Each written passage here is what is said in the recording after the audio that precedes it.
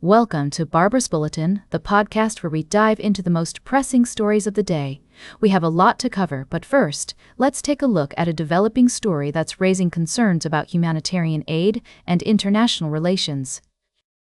In Gaza, 37 organizations, including Médecins Sans Frontières, the Norwegian Refugee Council, and Save the Children, are facing expulsion due to new registration requirements imposed by Israel.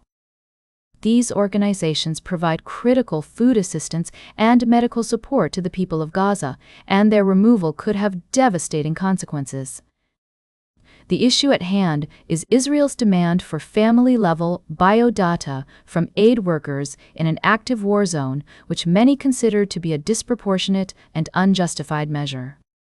The international community is calling for Israel to reverse this decision, citing concerns about the protection of humanitarian space and the principles of international law. As we explore this story further, it's essential to acknowledge the complexities of the situation and the various perspectives involved. While security concerns are legitimate, oversight must be proportionate and consistent with international law. The expulsion of these organizations could undermine any viable peace framework, destabilize the region, and damage Allied credibility globally. The European Union in particular has a significant role to play in this situation, given its association agreement with Israel and its commitment to respecting human rights. The U.S. also has considerable leverage, and its response to this crisis will be closely watched. As we continue to follow this story, we'll be examining the implications of Israel's decision and the potential consequences for the people of Gaza and the international community. We'll also be discussing the role of Western governments in preventing the administrative expulsion of humanitarian organizations and promoting a peaceful resolution to the conflict. We'll be right back with more of today's top news on Barbara's Bulletin. Welcome back to Barbara's Bulletin. We're continuing our coverage of international news, and now we're shifting our focus to North Korea. In a recent development, the country has completed a new housing district in Pyongyang for families of soldiers killed while fighting alongside Russian forces in Ukraine. This move is seen as an effort by leader Kim Jong Un to honor the war dead. State media photos showed Kim Jong Un walking through the complex, which includes apartments, schools, and other facilities. This news comes as Japan's Prime Minister Sanae Takaichi has reiterated her willingness to meet with North Korean leader Kim Jong Un to resolve the issue of Japanese nationals abducted to the reclusive country decades ago. Takaichi stated that she wants to achieve a breakthrough and produce concrete results, and that she is determined to face a summit with the North Korean leader to imagine a future in which Japan and North Korea enjoy peace and prosperity together. The abduction issue has been a long-standing point of contention between Japan and North Korea, and the families of the abductees have been seeking help to rescue their loved ones.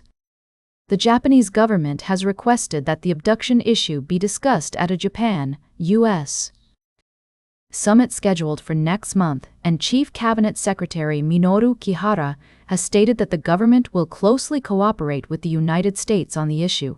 As we consider these developments, it's essential to remember the human aspect of international relations. The families of those affected by the abductions and the war in Ukraine are waiting for news, for resolution, and for closure. It's a reminder that even in the midst of complex geopolitics, there are personal stories and emotional responses that must be taken into account. We'll continue to follow these stories and provide updates as more information becomes available. For now, it's clear that the situation between North Korea, Japan, and other nations remains complex and multifaceted. As we navigate these international relationships, it's crucial to prioritize empathy, understanding, and a commitment to finding peaceful solutions. Welcome back to Barbara's Bulletin. As we close out today's show, I'd like to take a moment to discuss the latest developments in Bangladesh, where the country has just undergone a significant transition of power. According to reports from multiple sources, including The Japan Times and ABC News, Mohammed Yunus, the interim leader of Bangladesh, has stepped down, marking the end of the interim government. This development comes after a national election was held, which saw the election of a new government. The BNP, or Bangladesh Nationalist Party, has emerged as the dominant force in the new parliament, with its leader, Rahman, set to become the country's next prime minister. However, the election was not without controversy, as the Bangladesh Awami League Party, led by Hasina, was banned from participating. I'd like to take a moment to provide some context for our listeners. The situation in Bangladesh has been complex and sensitive, with allegations of human rights abuses and concerns about the country's democratic process. The international community has been watching closely, with many calling for free and fair elections. As we consider the implications of this transition, it's essential to acknowledge the diverse perspectives and opinions on the matter. Some have praised the election as a step toward stability and democracy, while others have expressed concerns about the exclusion of certain parties and the potential for human rights abuses. It's also worth noting that the new government will face significant challenges, including addressing the country's economic and social development needs, as well as navigating complex regional relationships. The role of international organizations and neighboring countries will be crucial in supporting Bangladesh during this critical period. As we conclude our discussion on Bangladesh, I'd like to emphasize the importance of nuanced understanding and balanced analysis.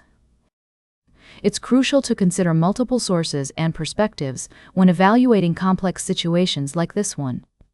That's all for today's Barbara's Bulletin. Remember to like, share, and subscribe, and until next time, stay engaged.